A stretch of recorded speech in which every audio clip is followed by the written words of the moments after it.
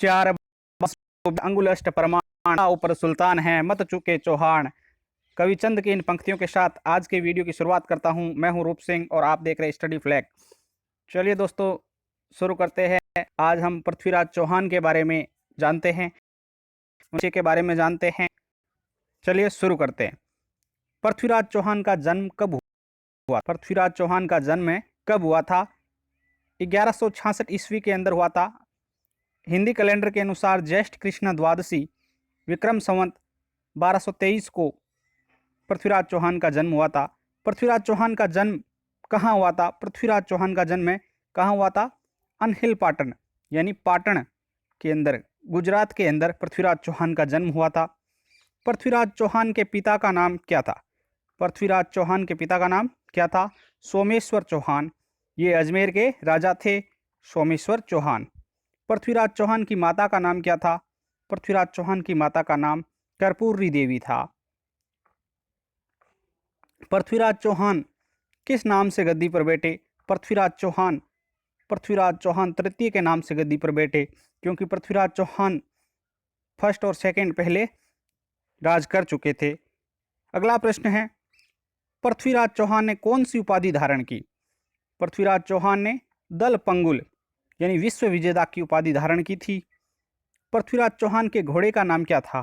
पृथ्वीराज चौहान के घोड़े का नाम नाट्यरंबा था। नाट्यरंबा घोड़ा था।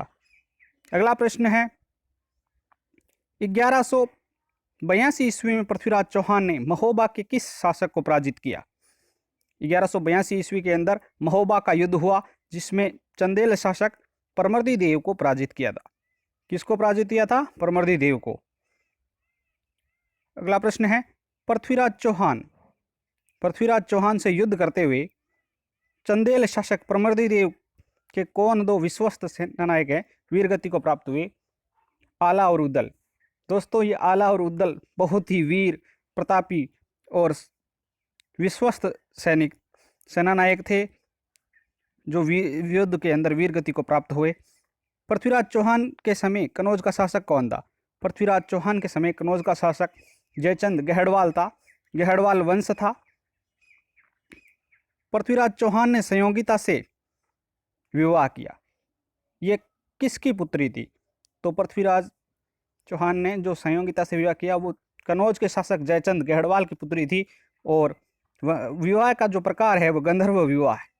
कौन सा प्रकार है? गंधर्व विवाह, यानी स्वयंवर से उठाकर लेकर आए थे। पृथ्वीराज चौहान कहाँ के शासक थे?